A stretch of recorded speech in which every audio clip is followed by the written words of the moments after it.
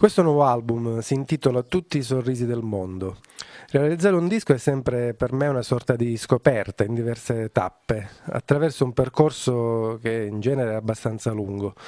Si inizia pensando all'idea del disco in sé, ai temi che si vogliono trattare, al tipo di suono che si vorrebbe ottenere, una fase in cui c'è solo il pensiero, ecco, l'idea del progetto. Da questa fase poi si passa a quella della scrittura, delle canzoni, e qui è veramente tutto un'incognita. E forse è l'unico passaggio che ha un che di magico, perché per quanto ci si lavori con impegno, dedizione, non è un qualcosa di totalmente ecco, controllabile dalla tecnica, dal lavoro. Questa fase è generalmente molto meditata ed è divisa in due parti. La parte della composizione musicale, che è quella poi più istintiva, più spontanea, che non ha tempi e modalità precise. Ci sono giorni, infatti anche mesi, in cui si sta lì con una chitarra in mano piuttosto che davanti a un pianoforte e non succede nulla, non si riesce a mettere nero su bianco nessuna idea che ci possa apparire rilevante. E poi invece giorni in cui, come per magia, per qualche strano motivo si è particolarmente ispirati e non c'è bisogno nemmeno di chissà quale panorama o immagine particolare, ma è sufficiente anche una parete davanti a noi per anche in 5 minuti completare o quasi un brano o un'idea musicale. Diciamo che questa è la fase che, almeno per me, è la più lunga, può durare anche un anno o nel caso di alcuni brani anche di più se sono lasciati, come dire, anche a decantare in un cassetto per molto tempo e magari rimaneggiati successivamente. È una fase piena di dubbi perché poi chi le scrive, le canzoni, è spesso anche il testimone meno attendibile della vicenda, in quanto è direttamente coinvolto e non può avere una visione distaccata della cosa. Più standard così si muore. Ma che stronzi che sono questi, maltrattano i quadristi. Vieni qui. Sì. Questa è la tua batteria, questo è il volume delle altre cose e questo è il click, se lo vuoi dire ce l'ho io. Okay? No, vabbè, il click, potrebbe vedere il click Come tempo era, cioè, proprio non ci sono problemi, quindi... così, anche se non c'è il click un po' si capisce se è un po' fuori o no, è giusto per vedere, non so, la figura ritmica se va bene oppure è troppo monotona, capito? È un genere dove non bisogna strafare. Infatti, lineare. Però al tempo stesso lineare, poi ti dai lineare, però al tempo stesso il fatto che ti dai questo gruppo di bello tosto senza fare altre cose è molto importante. Poi dopo la fase della composizione musicale inizia la scrittura dei testi, che è un lavoro completamente diverso ma non meno impegnativo, in quanto poi io ho un rapporto quasi maniacale con le parole perché c'è una ricerca anche sul loro valore evocativo, sulla musicalità stessa e della compatibilità con le frasi musicali. In ogni caso per scrivere le canzoni però è prima necessario, come dire, vivere, cioè fare esperienze di vita, raccogliere emozioni, ricordi, perché anche se non si scrivono pezzi cosiddetti autobiografici, comunque il filtro è pur sempre la nostra visione della vita.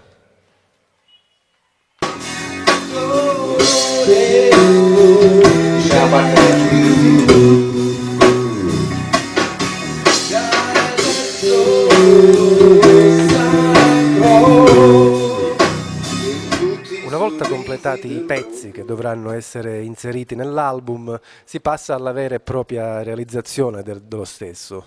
Prima di entrare in studio si scelgono i collaboratori che si ritengono adatti ad affiancarti nel progetto. Per questo disco ho scelto di registrare presso lo studio di Jorge Blengino a Ragusa. Jorge è un bravissimo tecnico del suono argentino che vanta anche collaborazioni importanti e già avevo conosciuto anni fa in occasione del mastering della mia raccolta La mia musica e ho voluto al mio fianco in questa avventura. Alla batteria c'è Gino Asta, mio batterista storico in tanti concerti, che ho voluto in studio per questo disco, batterista bravissimo e splendide persone, amico con cui è sempre un piacere lavorare. Al basso c'è poi Rosario Avola, anche lui mio braccio destro da tanto tempo, che si è occupato anche della fase di pre-produzione dell'album E poi la new entry, il chitarrista Emilio Assenza, giovane emergente nel panorama chitarristico siciliano, che è stato una piacevole scoperta, in quanto anche qui, oltre al valore tecnico, abbiamo anche potuto apprezzare la disponibilità, l'umiltà e la serietà di Emilio. Ottave, vai.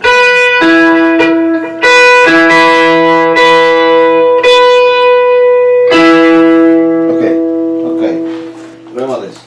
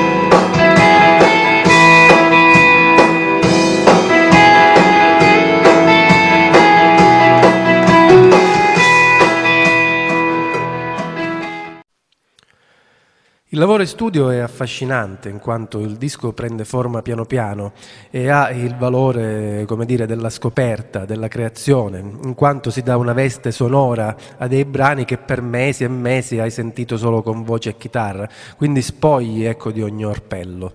È anche un lavoro faticoso perché si sta moltissimo tempo negli studi di registrazione, che solitamente sono luoghi bui, a volte anche angusti, però è un lavoro che mi sorprende ed emoziona sempre, perché anche se si finisce esausti, la soddisfazione del progetto finito è davvero tanta.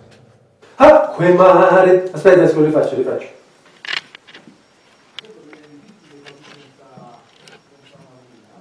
Sì, no, infatti. No, era diventato troppo duro su A.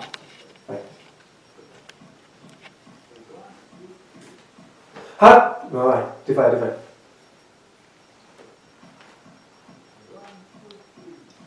Acque, mare, terra e vento, non me cori, e sta l'uscio che non veni, risto soli. Tutti i sorrisi del mondo è anche un progetto a tappe che, oltre all'uscita del disco che ha dato il via a tutto, prevede anche incontri con associazioni e persone che avevo desiderio di coinvolgere. L'idea è quella di regalare, se è possibile, un sorriso, un momento di distrazione, di sorpresa a persone che per motivi diversi hanno, diciamo, un percorso in salita, che poi è secondo me l'essenza del lavoro dei musicisti, regalare un pizzico di gioia alla gente. È stato emozionante cantare per i ragazzi con disabilità, per gli anziani che spesso vengono dimenticati, e particolarmente toccante è stato incontrare i bambini del reparto oncologico pediatrico del Policlinico di Catania, a cui abbiamo portato i giocattoli comprati col ricavato dello spettacolo del 16 luglio.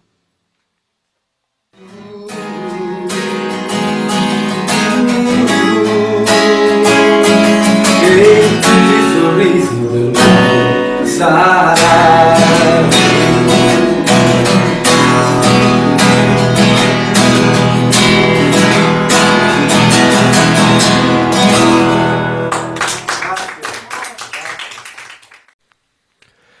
Altra tappa di questo progetto è lo spettacolo che abbiamo portato in scena il 16 luglio 2016 presso la Pinacoteca Comunale del Comune di Comiso. Mi piace parlare di spettacolo e non di concerto perché penso che sia qualcosa di più, ecco, del solito concerto. C'è la presenza di 3 attori come Lella Lombardo, Alessandro Campo e Cristina Gennaro, 3 amici che mi hanno dato l'onore della loro partecipazione, che interagiscono con me in alcuni momenti a impreziosire di contenuti e con lo show. E poi c'è anche la proiezione di video a commento di alcune canzoni. Ciao, resterà. qui tra noi, tutto il bene che hai voluto ma adesso non c'è più.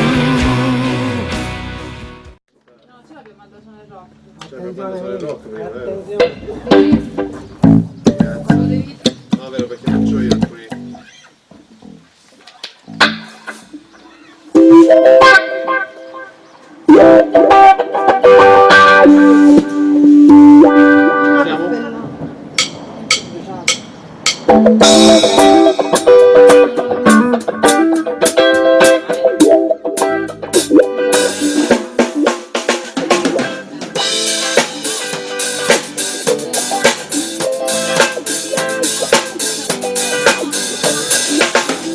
La mia banda suona rock, tutto adesso all'occorrenza, sappiamo bene che da noi fare tutto un'esigenza, è un rock bambini, soltanto un po' latino, una musica che speranza, una musica che pazienza, come un treno che fa stato, con un carico di punti, eravamo alla stazione sì, ma ti arrivamo tutti, la mia banda suona rock.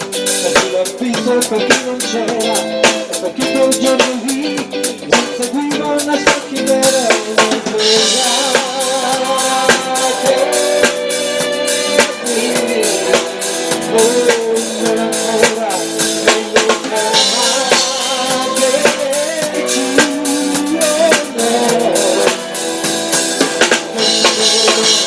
la mia banda suona rock quando faccio all'occorrenza. Quando il trasformismo è diventato un'esigenza, ci vedete in trioline come brutte ballerine, ci vedrete danzare come giovani zanzare, ci vedete alla frontiera con la macchina buffata, la luce raffata, la musica passata, è un rock bambino, soltanto un po' latino, un'udienza passa poco. Dietro cosato corto non ti penetra sui bruni, ti fa breccia nella porta, quando viene a dirti che la tua anima non è buona,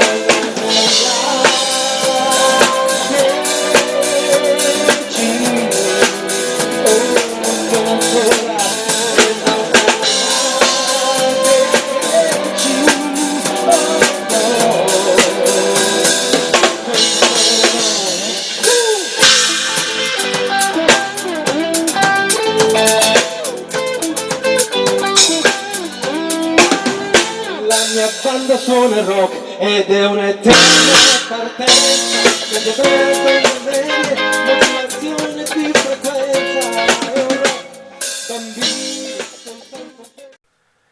Per ogni spettacolo che si rispetti è necessario fare le prove, cosa che io col passare del tempo detesto sempre di più, ma è, come dire, un male necessario, anche perché questo spettacolo è abbastanza complesso e quindi deve essere messo a punto per bene in ogni suo aspetto. Alla band per l'occasione si sono aggiunte due coriste, Laura Di Dio e Nicoletta Sortino, che completano la squadra di musicisti che mi accompagnano.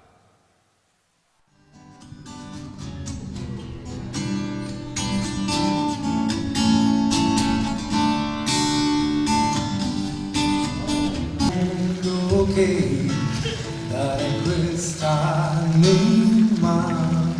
ad una donna che sa trasmetterti serenità, ci insegnami a questo mio vivere in sicurezza cronica tra quei tuoi occhi così lucidi. Devo confessare un segreto. Ho incontrato il mio quarto futuro marito. Sì, lui ancora non lo sa, però sarà amore. Lo conquisterò con parole, parole, parole. Mi trovavo al circolo del tennis. Come, signora? Ma cosa vuole che me ne importi a me del tennis? Ma si figuri. A me interessava soltanto capire in che cosa consistesse questo sogno delle donne italiane e ho capito che il sogno erotico delle donne italiane non è il francese, ma è il maestro di tennis italiano. E dunque eravamo lì a discutere di dritti, di rovesci, di dritti, di rovesci, quando una pallina da tennis mi cade sul cocktail. Orrore, brivido e capriccio. Allora chiamai il maestro di tennis e dissi: Jean-Pierre, un altro San Mitter. E qui dove stai? Ah, quindi un altro San Mitter, allora insegnare un altro San Mitter. Sì, un altro San Mitter. Tu era vicino. Vicino, vabbè, tanto lo capisce, dice là vicino, potete partire. Aspetta. Nel vicino? Ah, ok. Lui ancora non lo sa, ma credetevi, i maestri di tennis sono i migliori. Caro, cosa mi succede stasera? Ti guardo ed è come la prima volta. Cosa? Vabbè, ok, per questa cosa come lo come la prima volta. Sì, vabbè. E lui, credetemi, i maestri di tennis sono i migliori. Caro, cosa mi succede stasera? Ti guardo ed è come la prima volta.